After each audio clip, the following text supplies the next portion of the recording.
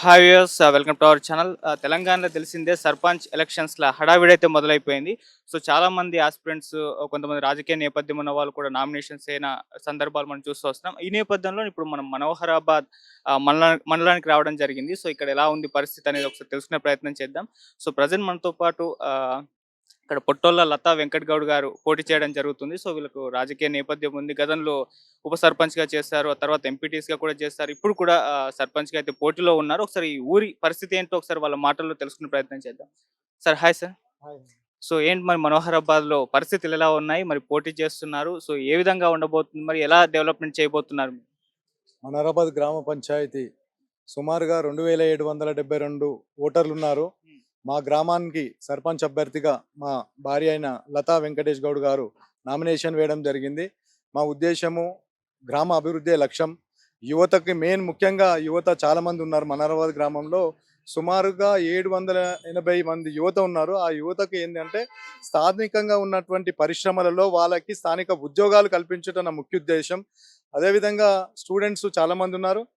వారికి కాంపిటేటివ్ పోటీల్లో ఉచిత శిక్షణ ఇప్పించి వాళ్ళకి పుస్తకాలు కూడా అందజేయడం నా ఎయిమ్‌గా ఉంది. హ్మ్. అదేవిధంగా ప్రతి పేదోళ్ళకి గూడా ఏం చేస్తానంటే చాలామంది అన్ని చిల్లర డబ్బులకు అది చేస్తారు గానీ, అది కాదు నా ఎయిమ్. ప్రతి కుటుంబానికి ఒక హెల్త్ ఇన్సూరెన్స్ చేపించాలన్నది నా ఆలోచన. మా ఇద్దరి ఆలోచన. హ్మ్.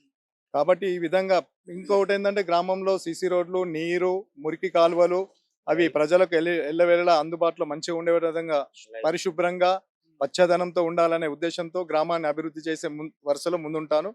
మరి అదేవిధంగా ఎంఎంటీఎస్ రైలు కూడా మా మనారాబాద్ రైల్వే స్టేషన్ ఉంటది. అక్కడ రైల్వే కూడా ఎంఎంటీఎస్ వచ్చే విధంగా కూడా మేము తీవ్రంగా కృషి చేస్తాం. ఇంకోటి మా మండల కేంద్రంలో ఒక గర్ల్స్ హాస్టల్ గురించి తీవ్రంగా ప్రయత్నం చేయాలనుకుంటున్నా. హ్మ్. గౌడ్స్ హాస్టల్. ఇంకోటి పిల్లలు కూడా మా ఊర్లో soft ball students, soft ball students మధ్య ప్లేయర్స్ ఉన్నారు. రాష్ట్ర స్థాయి, జిల్లా స్థాయిలో మా పిల్లలు ఉన్నారు కాబట్టి వాళ్ళకి గ్రౌండ్‌లో అధునాతంగా మంచిగా గ్రౌండ్ ఏర్పాటు చేయడం కూడా జరుగుతుంది. అంటే ప్రధానంగా యూత్‌నే ఫోకస్ చేశారు. మిగతా సెక్షన్స్ ఎలా వాళ్ళు లీడ్ చేస్తారు? అంటే మా గ్రామంలో ముఖ్యంగా పెద్దలు ఉన్నారు. హ్మ్. వాళ్ళనందరిని కలుపుకొని పెద్దలు, మహిళలకు గూడా అందరిని కలుపుకొని గూడా నేను గ్రామాభివృద్ధిలో వాళ్ళని పాలు పంచుకునే విధంగా ఒక కమిటీ ఏర్పాటు చేస్తున్నా. హ్మ్. ఏదైతే జనరల్ బాడీ ఉంటదో 12 మంది వార్డ్ సభ్యులుంటారు. హ్మ్. ఆ వార్డ్ సభ్యులకు ఎంతైతే విలువ ఉందో అదే విధంగా గ్రామ అభివృద్ధి కమిటీ అనే ఒక కమిటీని నియమించి, ఆ కమిటీలో పెద్దలను అందరిని వివిధ కుల సంఘాల నుంచి అదే 12 మందిని ఏర్పాటు చేసుకొని, ఏదైతే జనరల్ బాడీ జ చర్చ జరుగుతుందో ఆ తీర్మానాల కాపీ వీళ్ళు గూడా ఆమోదం చెందితేనే అది సక్సెస్ అయితదని గూడా ఆ ఉద్దేశంగా నేను పథకాన్ని రూపొందించుకుంటున్న దాన్ని. సో, గత సర్పంచ్ పాలన ఏ విధంగా ఉండింది? మరి ఇప్పుడు మీరు అంటే ఆ పాలన కంటే భిన్నంగా ఏం చేయగలుగుతారు? అంటే అసంపూర్తిగా కొన్ని నిలిచిపోయినాయి. హ్మ్. గతంలో సర్పంచ్ పాలనలో మా సర్పంచ్ మైపాల్రెడ్డి గారు హ్మ్. గ్రామంలో CC roads, under ground drainages, హ్మ్. అదేవిధంగా గ్రామ పంచాయతీ నూతన బిల్డింగ్స్, అదేవిధంగా ప్రభుత్వ హాస్పిటళ్ళు, అంగన్వాడీ ప స్కూల్. అంగన్వాడీ స్కూల్సు హ్మ్. ఈ విధంగా ఆయన నిర్మించడం జరిగింది. అదేవిధంగా పెండింగ్ కొన్ని ఉన్నాయి. మన్నారాబాద్ మండల కేంద్రంలో పోలీస్ స్టేషన్ లేదొకటి. ఆ హ్మ్. పోలీస్ స్టేషన్ స్థానికంగా నిర్మించుటకు కృషి చేస్తాను. అదేవిధంగా ఎంపీడీఓ, ఎంఆర్ఓ బిల్డింగ్ గూడా అసంపూర్తిగా ఉంది. అది ప్రభుత్వ పెద్దల దగ్గర తీసుకుపోయి అది పూర్తయ్యే విధంగా చేస్తాను. ఓకే. అండ్ మీరు ఇన్ని చెప్పారు గదా! దీనికి ఖచ్చితంగా ప్రభుత్వ సపోర్ట్ అయితే అవసరం ఉంటుంది. సో, ప్రభుత్వాన్ని ఎలా ఒప్పించగలుగుతారు? సో, ప్రభుత్వాల మద్దతు ఏ రకంగా దొరుకుతుంది?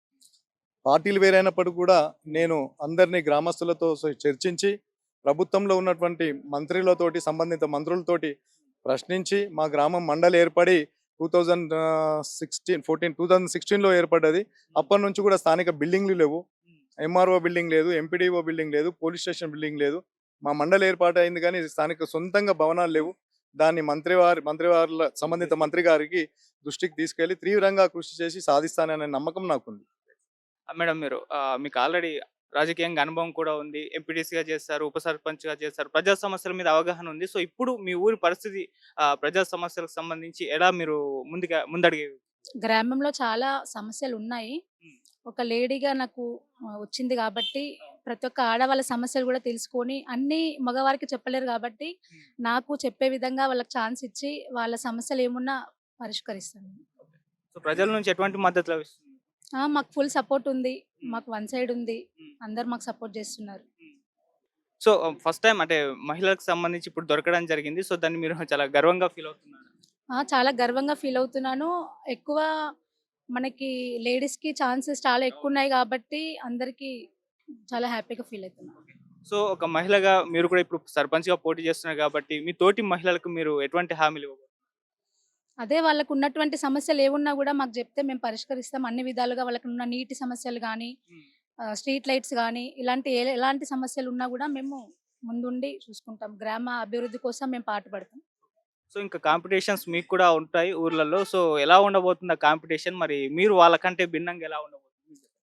అంటే వాస్తవానికి నేను 20 ఏళ్ల నుంచి రాజకీయంలో ఉన్నా. హ్మ్. నేను యువకునిగా పనిచేసి నా ఏజ్ 22 ఉన్నప్పటి నుంచి నేను రాజకీయంలో అందరికీ సేవ చేసిన. హ్మ్. గత 4 సర్పంచులు గెలిచిన సందర్భంలో ముఖ్యంగా నేను కీలక పాత్ర వహించిన. హ్మ్. నాకు పూర్తి రాజకీయ అనుభవం ఉంది. హ్మ్. ఆ విధంగా నేను అందరికి చేసిన కాబట్టి ప్రజలందరూ కూడా ఒక్కసారి లతా వెంకట్ గౌడ్ గారికి కూడా అవకాశం ఇచ్చి మన గ్రామాభివృద్ధిని చేస్తాడు అనే నమ్మకంతోటి ఆ ప్రజలందరూ ఉన్నారు. హ్మ్. ఆ నమ్మకాన్ని వమ్ము చేయకుండా తీవ్రంగా కృషి చేసి మన గ్రామ అభివృద్ధికి పాటుపడతారని తెలియజేస్తున్నాను. గెలిస్తే ఒక దాదాపు ఎంత మెజారిటీతో గెలవచ్చంటారు? దాదాపు మనం మొత్తం 2772 ఓట్లలో 270 ఎన్ని 2650 పోల్ అయినప్పటికీ కూడా హ్మ్. మినిమం ఒక 650 ఓట్ల మెజారిటీతో గెలుస్తాను. ఆల్ ది బెస్ట్ సార్ ఇద్దరికి. Thank you very much.